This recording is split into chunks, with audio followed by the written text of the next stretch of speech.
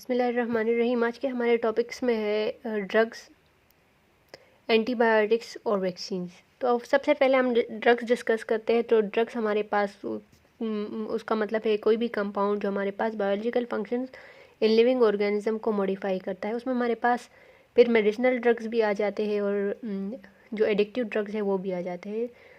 फिर हमारे पास मेडिसिन वो होते हैं जो वेरियस डिजीज़ के ट्रीटमेंट में यूज़ होते हैं, और अदर केमिकल्स में हमारे पास nicotine, variety of man made या नेचुरल इन्वायरमेंटल टॉक्सिन्स आ जाते हैं, निकोटीन आ जाता है। फिर मेडिसिनल ड्रग्स हमारे पास वो सब्सटेंसेस होते हैं जो हमारे पास प्रमोट करते हैं हीलिंग को, डिजीज़ को क्योर करते हैं, कंट्रोल करते हैं या स्लो डाउन करते हैं जो डिजीज़ की स्प्रेड को या प्रोग्रेशन को, फिर या प्रिवेंट करते हैं डिजीज़ को, और डिजीज़ कम्प्लिकेशन को डिक्रीज़ करते हैं।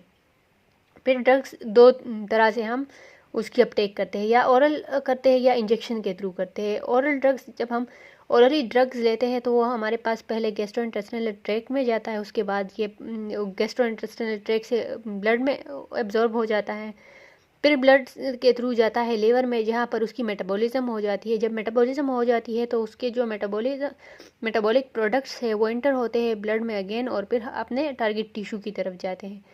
जबकि जो इंजेक्शन होते हैं तो वो तो डायरेक्ट हम मसल में ले लेते हैं, मसल से वेन के थ्रू वो के सर्कुलेटरी सिस्टम में एंटर होते हैं, वहाँ से लिवर, और फिर यही प्रोसेस होता है कि वहाँ पर हमारे पास मेटाबॉलिज्म हो जाती है, मेटाबॉलिक प्रोडक्ट्स फिर टारगेट टिश्यूज़ की तरफ चले जाते हैं।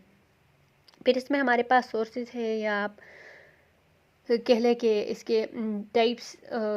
तो ये हमारे पास प्लांट ड्रग्स भी है, एनिमल्स भी है, मिनरल्स भी है, सिंथेटिक भी है। तो जो प्लांट्स है तो हम ऑब्टेन करते हैं roots, leaves, sap, flowers, seed of plants. जिस तरह फॉर एग्जांपल हमारे पास एक है क्विनीन जो एंटी मलेरियल ड्रग है, वो बार्क ऑफ सिंचोना प्लांट से हम लेते हैं। फिर हमारे पास विटामिन सी है तो वो लाइम जूस से ऑब्टेन होता है, जो स्कर्वी और गम ब्लीडिंग डिजीज़ में यूज़ होता है उसकी हीलिंग में। फिर हमारे पास जो मॉर्फिन है वो ओपियम जो फ्लावर है उससे ऑब्टेन होता है, shape of opium Poppy plant.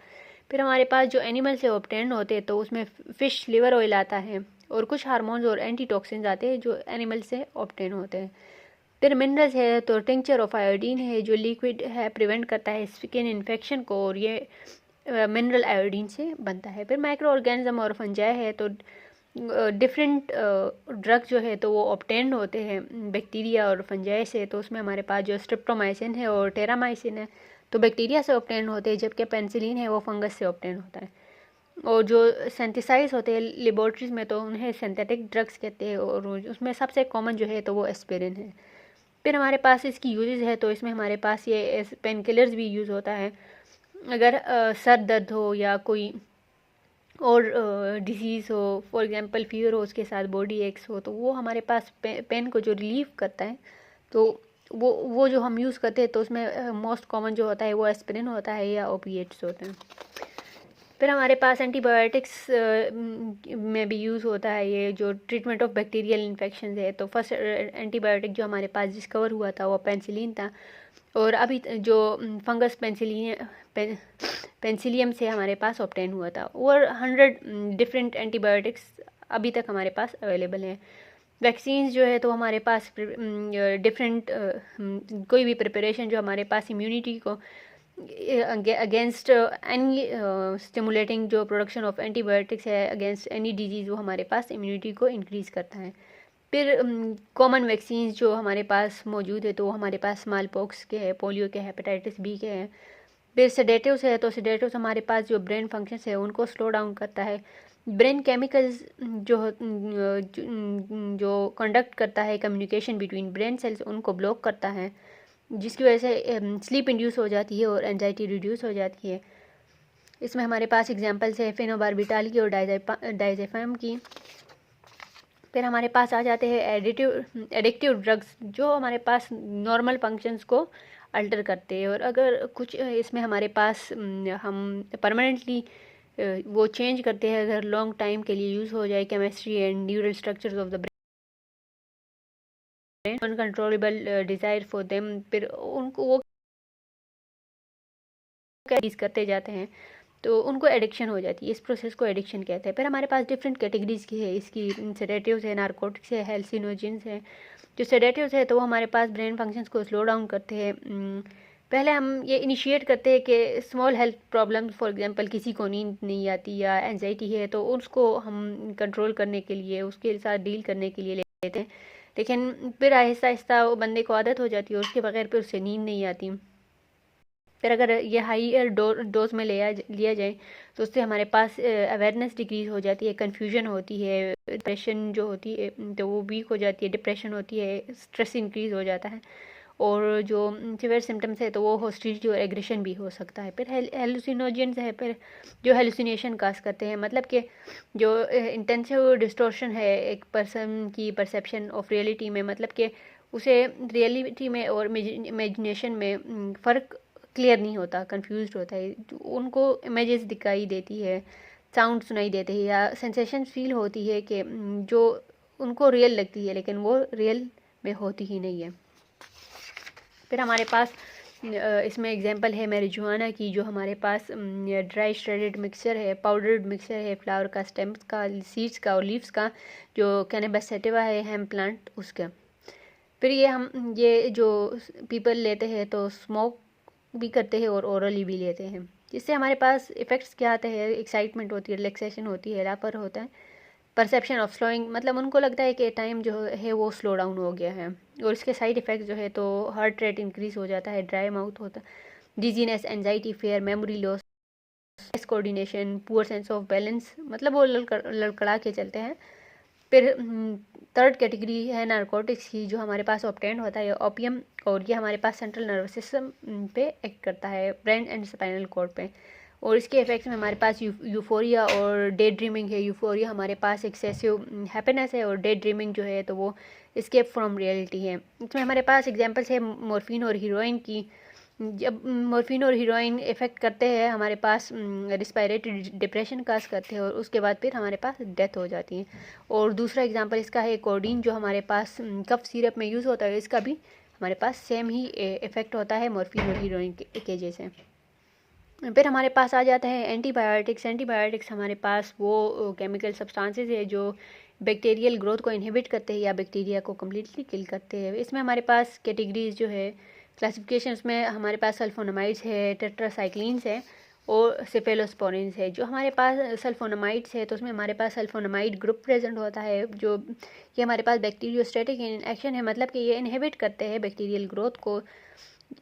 कैसे इनहिबिट करते हैं, तो ये हमारे पास फोलिक एसिड की सिंथेसिस बैक्टीरियल सेल में वो इनहिबिट करते हैं। जब और फोलिक एसिड जो हमारे पास है डीएनए सिंथेसिस, जो न्यू डीएनए हमारे पास बनता है उसके लिए इम्पोर्टेंट होता है। अगर फोलिक एसिड की सिंथेसिस नहीं होगी तो बैक्टीरियल डिवीजन भी नहीं होगी। और ये हमारे पास treatment of pneumonia and UTI में यूज़ होता है। इसमें जो इंपॉर्टेंट एमसीक्यू है वो यही है कि हमारे पास सल्फोनामाइड्स ग्रुप जो है वो क्या है इन एक्शन, तो वो बैक्टीरियोस्टैटिक इन एक्शन है। सेकंड ये है कि ये फोलिक एसिड सिंथेसिस को इनहिबिट करता है। फिर हमारे पास टेट्रासाइक्लिन्स है, तो टेट्रासाइक्लिन्स हमारे पास जो स्ट्रिप्टोमाइसिस बैक्टीरिया स्पीशीज़ है उससे डिराइव होता है, यह भी बैक्टीरियोस्टैटिक इन नेचर है। हमारे पास ये इनहिबिट करता है प्रोटीन सिंथेसिस को, और ये यूज़ होता है for the treatment of respiratory tract infection, sinuses में, मिडल ईयर इन्फेक्शन में, skin, intestine and urinary tract infections में। फिर हमारे पास आ जाता है सिफेलोस्पोरिन्स। तो सिफेलोस्पोरिन्स हमारे पास ये सिफेलोस्पोरियम स्पीशीज़ से डिराइव्ड होता है। ये बैक्टीरिसाइडल एक्शन है, मतलब कि ये बैक्टीरिया को किल करता है, ये इंटरफेयर करता है बैक्टीरियल सेल वॉल के साथ। फिर ये हमारे पास जो ट्रीटमेंट में यूज़ होता है निमोनिया के, tonsillitis, bronchitis, gonorrhoea, skin infection and UTI. तो इसमें हमारे पास ये एमसीक्यू भी बनता है कि हमारे पास जो ये डिफरेंट ऑप्शंस आपको दिए होंगे और आपको पूछा जाएगा कि which of the following can treat UTI और is used in the UTI, तो इसमें हमारे पास फिर all of the above option आता है अगर तीनों होंगे। फिर हमारे पास जो थर्ड हम डिस्कस करेंगे है तो वैक्सीन है। वैक्सीन हमारे पास लैटिन वर्ड से आया है वॉका, जिसका मतलब है काव, क्योंकि फर्स्ट वैक्सीन हमारे पास जो सिंथेसाइज हुआ था तो वो काव पॉक्स लिक्विड से हुआ था, तो इसी वजह से इसका नाम फिर ये पड़ गया था। वैक्सीनेशन हमारे पास जो वैक्सीन होता है तो वो हमारे पास इम्यून सिस्टम को स्टिमुलेट करता है एक इंडिविजुअल के कि वो हमारे पास इन्फेक्शियस डिजीज़ के अगेंस्ट फाइट कर सके, उसके अगेंस्ट हमारे पास एंटीबॉडीज़ प्रोड्यूस कर सकें। फिर हमारे पास फर्स्ट साइंटिस्ट जिन्होंने वैक्सीन डेवलप किया था वो एडवर्ड जेनर था इन 1796। उन्होंने फर्स्ट वैक्सीन अगेंस्ट स्मॉलपॉक्स वो बनाया था। फिर हमारे पास टाइप्स ऑफ वैक्सीन्स है, तो वैक्सीन्स के हमारे पास टाइप्स है, सेवरल टाइप्स है, जिसमें हमारे पास इनएक्टिवेटेड वैक्सीन्स है, लिव एटेन्यूएटेड वैक्सीन्स है, मैसेंजर आरएनए सब यूनिट या वैक्सीन्स हो गए, टॉक्सॉइड वैक्सीन्स हो गए, वायरल वेक्टर वैक्सीन्स हो गए। जो इनएक्टिवेटेड वैक्सीन है तो ये हमारे पास जो किल्ड वर्जन है जर्म्स का जो डिजीज़ काज करते हैं उससे बनते हैं। हमारे पास इम्यूनिटी प्रोवाइड नहीं करते हैं इतनी स्ट्रॉन्ग जिस तरह हमारे पास लाइव वैक्सीन करते हैं, लेकिन इस वजह से इसकी सेवरल डोजेज दी जाती है जिनको हम ओवर टाइम बूस्टर डोज भी कहते हैं, ताकि हमारे पास इम्यूनिटी अगेंस्ट दैट डिजीज़ चलती रहे। फिर इनएक्टिवेटेड वैक्सीन हमारे पास अगेंस्ट हेपेटाइटिस ए, फ्लू और पोलियो, ये हमारे पास इनके अगेंस्ट प्रोटेक्ट करते हैं। जो लाइव एटेन्यूएटेड वैक्सीन्स है तो हमारे पास वीकेंड फॉर्म ऑफ जर्म्स है जो हमारे पास डिजीज़ काज करते हैं, ये हमारे पास similar to the natural infection है। फिर हमारे पास ये स्ट्रॉन्ग सेलुलर और एंटीबॉडी रिस्पॉन्स काज करते हैं जो हमारे पास लाइफ लॉन्ग इम्यूनिटी प्रोवाइड करते हैं विद ओनली 1 or 2 डोजेज़। और ये जिन डिजीज़ के अगेंस्ट हम प्रोटेक्शन प्रोवाइड करता है तो उसमें हमारे पास येलो फीवर है, मीज़ल्स है, रुबेला है, मम्स है and bacterial disease like typhoid. फिर जो मैसेंजर आरएनए वैक्सीन है तो उसमें हमारे पास जो प्रोसेस है cells to make protein in order to trigger an immune response and build immunity. तो इसमें हमारे पास जो टेक्नोलॉजी यूज़ टू मेक कोविड-19 वैक्सीन है तो उसमें भी ये टेक्नोलॉजी यूज़ हुई है मैसेंजर आरएनए वैक्सीन। फिर हमारे पास जो मैसेंजर आरएनए वैक्सीन है उसके सेवरल बेनिफिट्स है as compare to other type of vaccines, मतलब कि इनका जो मैन्युफैक्चरिंग टाइम है वो शॉर्ट होता है और इसमें हमारे पास कोई लिव वायरस नहीं होता, तो इस वजह से हमारे पास डिजीज़ काजिंग रिस्क नहीं होता।